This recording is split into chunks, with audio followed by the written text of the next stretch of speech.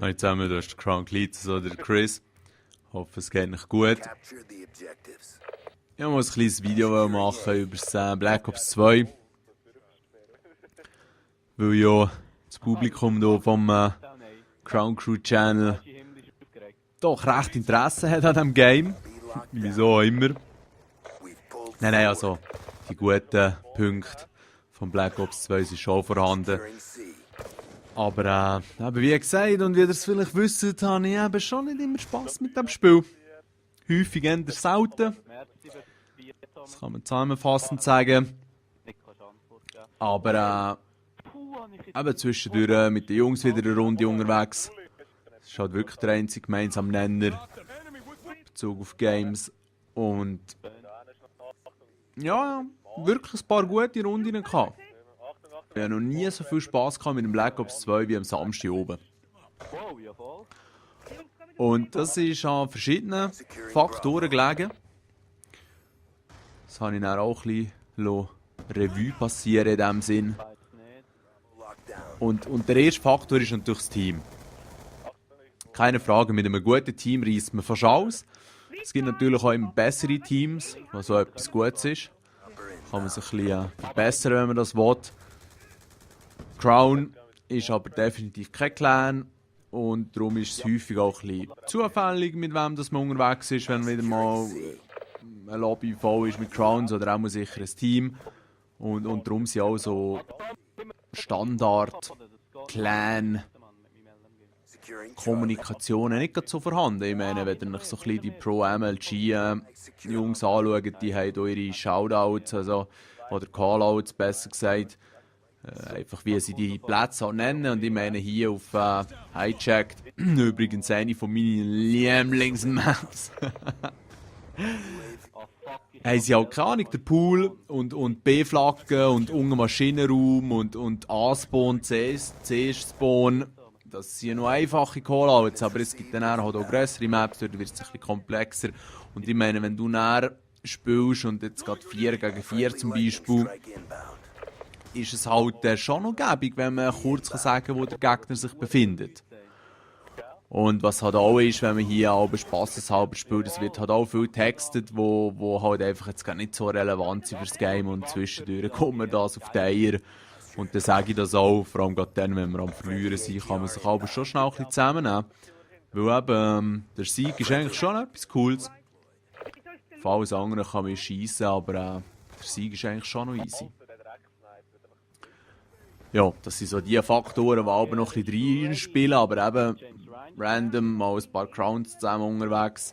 Und wie ihr hier seht, ist der Koloss dabei gewesen, der Koya, der Atomic und dem Atomic sein Splitscreener-Kollege, der ehrlich gesagt auch gute Arbeit gemacht hat, weil er viel hat Flaggen eingenommen, aber häufig halt auch ein bisschen als Kugelfutter dient hat.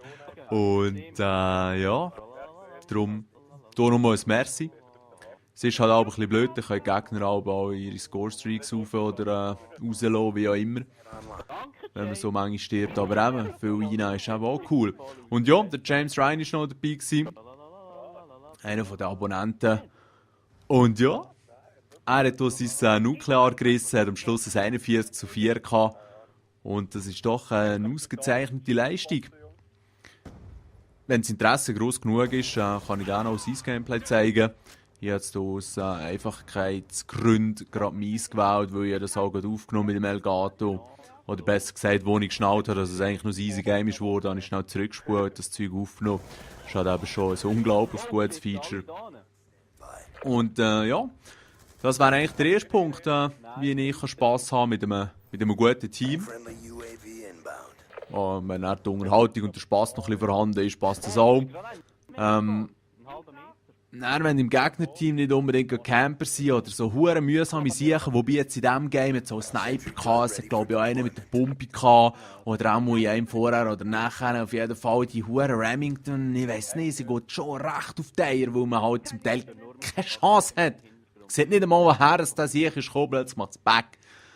Ist einfach wieder mal tot und ja, der Pumper unterwegs. Und eben, dadurch ist es so cool, dass es eine Pumpe gibt, wo also ich finde, mittlerweile ist sie recht verlässlich, immer ein One-Shot-Kill.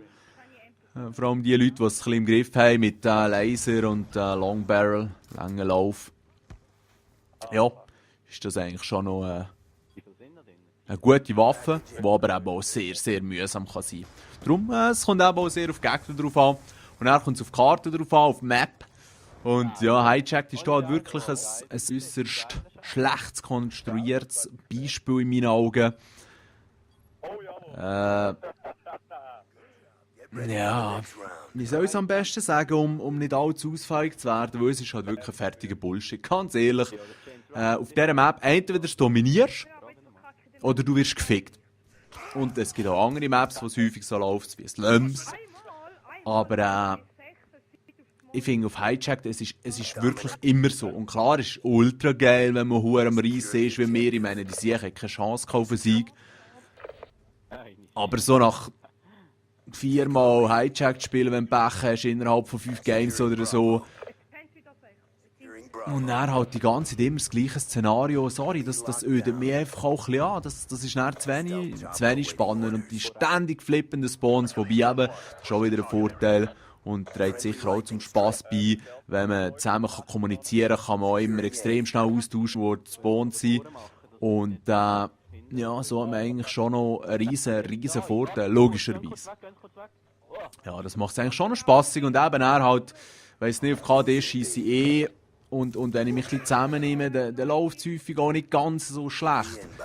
Aber ich glaube, in diesem Game bin ich der Host und darum war es so einigermaßen okay für mich. Aber dann hat es einfach wieder die Games gegeben, wo wir einfach gottlos auf die Fresse haben bekommen.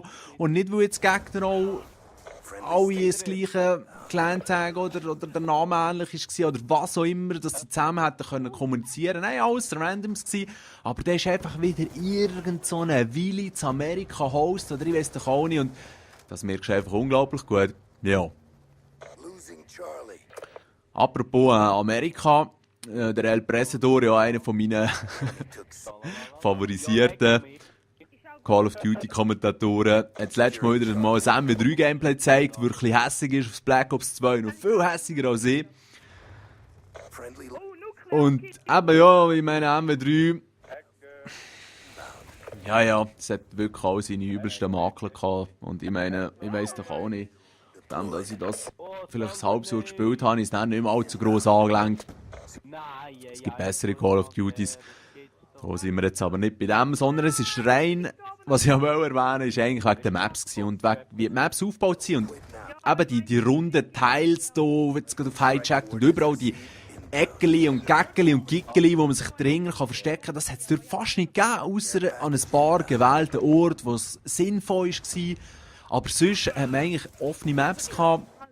Also ja, in dem Sinne eben nicht mit so kleinen Spots überall versehen, wo man sich dahinter so verstecken kann. Und ja, eben, es ist immer wieder das Gleiche. Die huren Ämelschi-Vollidioten, die scheinbar hier haben, beratend zur Seite gestanden, die haben es voll verschissen in meinen Augen. Ich kann kotzen, weisst.